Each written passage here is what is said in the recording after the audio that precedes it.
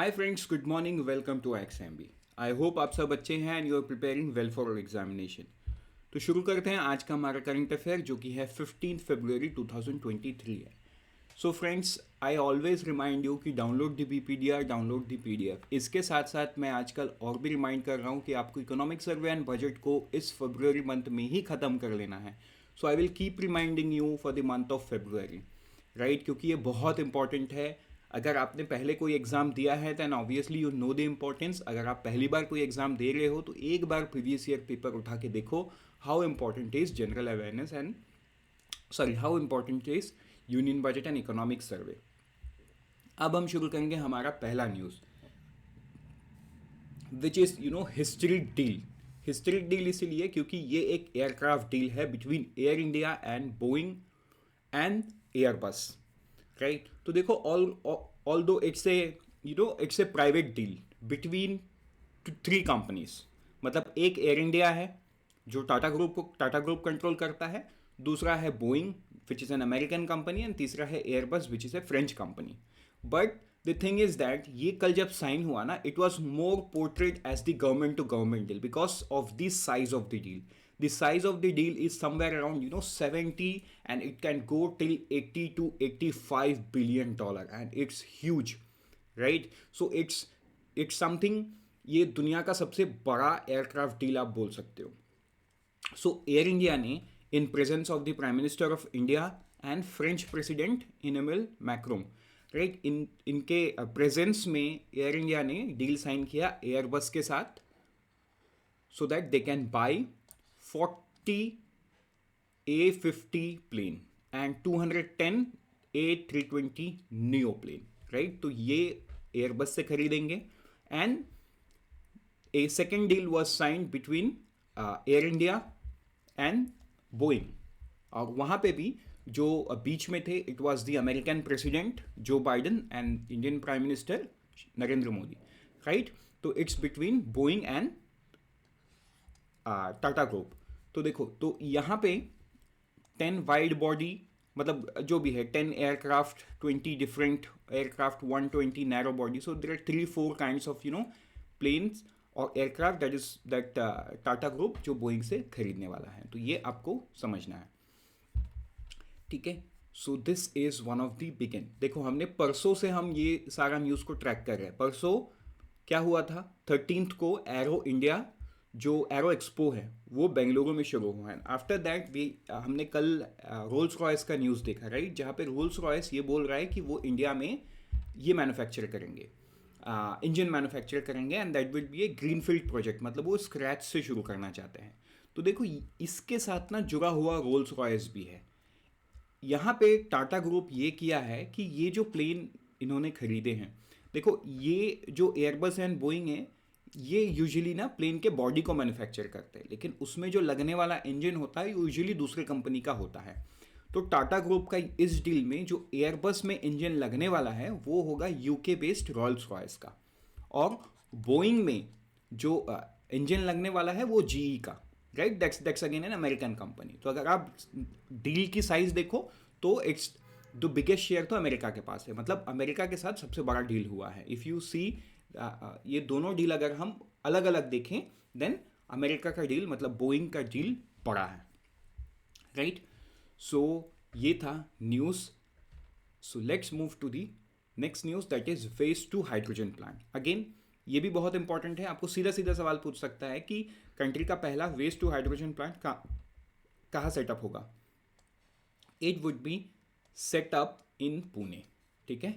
Countries first waste to hydrogen plant कहाँ पे setup होगा? पुणे में सेटअप होगा. तो कितने करोड़ लगेंगे? 430 crore will be the cost. The plan will be set up by the sustainability solution provider the green billions limited TGBL. तो ये नाम आपको ना याद करना होगा क्योंकि ये कई बार पूछ सकता है. तो ये जो कंपनी है ये 30 साल का लॉन्ग टर्म एग्रीमेंट के साथ है. किसके साथ? पुणे म्युनिसिपल कॉरपोरेशन के साथ, ठीक है? तो ये न्यूज़ आपको याद करना होगा. अब हम बढ़ते हैं आगे नेक्स्ट न्यूज़ की तरफ, that is loan on debit card.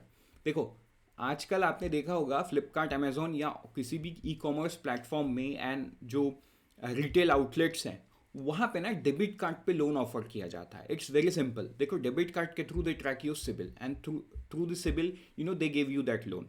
तो एक्चुअली में वो लोन होता है, लेकिन उसको ना एज ए मतलब ये जो प्रोडक्ट है ये बन क्या रहा है, ये बन रहा है कि डेबिट कार्ड में अगर आप कुछ क्रेडिट ले पाते हो immediate, then it's not a debit card, it's a credit card, right. तो यहाँ पे एक बीच का प्रोडक्ट निकल के आता है between debit card and credit card. मतलब ये मैं आपको समझाने के लिए बता रहा हूँ. मान के चलो एक डेबिट कार्ड है, एक क्रेडिट कार्ड है. तो credit card is credit card जहाँ पे आपको क्रेडिट को यूज़ करने को मिलता है as and when you require.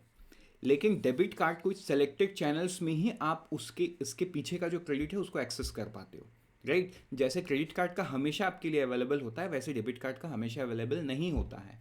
आप इसको सेलेक्टेड चैनल्स में ही कर सकते हो जो पार्टनरशिप में है. अभी आप एक चीज़ समझो, तो जब आप डेबिट कार्ड के पीछे आप लोन ले सकते हो on selected channel, then this debit card is not actually debit card, it's a credit card. तो ऑब्वियसली इसके लिए रूल्स भी अलग होना चाहिए, राइट.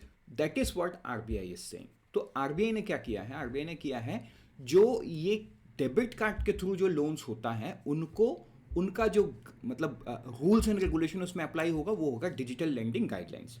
मतलब आपको याद होगा जयंत कुमार दास की कमेटी बनी थी, वो कमेटी के बाद उन्होंने बहुत सारा रिकमेंडेशन दिया था. One of being would be the की फैक्ट स्टेटमेंट होना जरूरी है. तो देखो क्रेडिट कार्ड में कभी भी KFS नहीं होता है, राइट. क्रेडिट कार्ड लेते टाइम ही एक agreement between you and your bank वो एग्जीक्यूट होता है एंड उसके थ्रू ही वो गवर्न होता है till the time the validity is there और the card is there with you.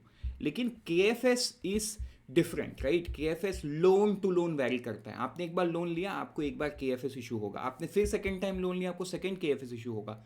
So it's different, it's not an unique contract through out the period. आपको अब जितने बार आपने 5 लोन लिया तो आपको 5 KFS मिलेगा. हो सकता है वो हर हमेशा उसमें रूल्स कुछ अलग भी हो सकते हैं. सो ये चीज़ आपको समझना होगा कि ये जो डेबिट कार्ड में लोन मिलता है this will be govern by digital lending guidelines. And guidelines क्या है, आई होप ये आपको पता है. अब हम आगे बढ़ेंगे नेक्स्ट न्यूज़ पे, वो है Saudi tourism as the IPL sponsor. आपको पता होगा IPL का जो स्पॉन्सर है वो कौन था.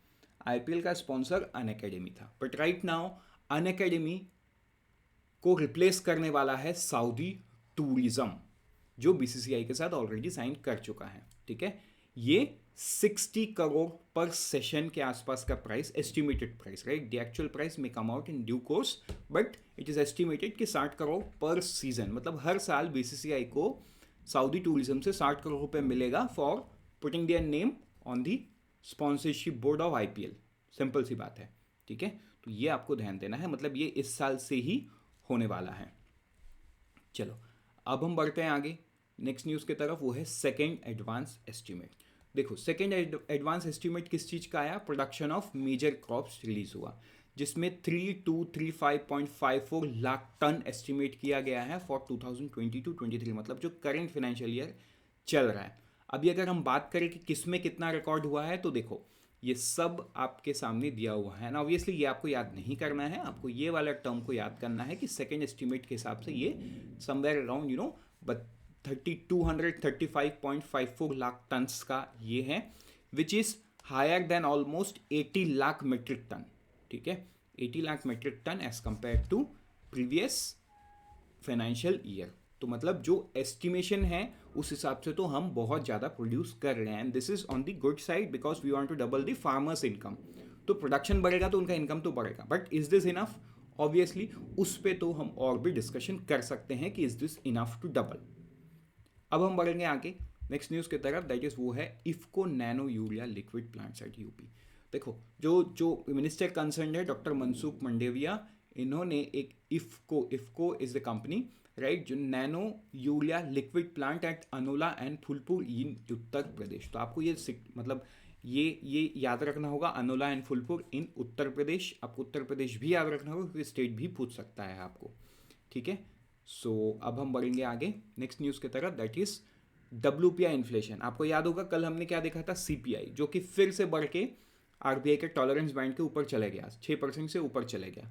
आप मुझे कमेंट सेक्शन में बताना कि CPI कितना है. अगर मैं इन्फ्लेशन WPI की बात करूँ तो इट्स 4.73, मतलब ये कंट्रोल होता हुआ दिख रहा है, राइट. देखो ये डेटा कौन देता है, ये डेटा देता है office of the economic adviser और अंडर द DPIIT, जो कि ministry of commerce and industry के अंदर में आता है, मतलब जिस मिनिस्ट्री को पीयूष गोयल हेड करते हैं उस मिनिस्ट्री के अंडर में आता है। तो ये जो WPI है एंड CPI है, ये हमेशा अपने आप में ना अलाइन होता हुआ दिखता है on a longer run, but shorter run में इसमें डिफरेंस रहता है।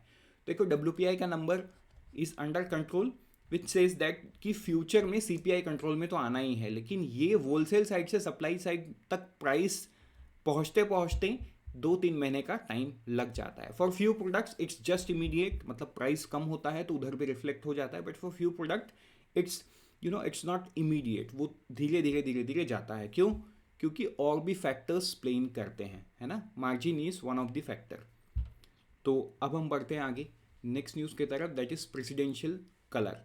देखो ये जो प्रेसिडेंशियल कलर है ये मिला किसको? हरियाणा पुलिस को मिला। किसने दिया?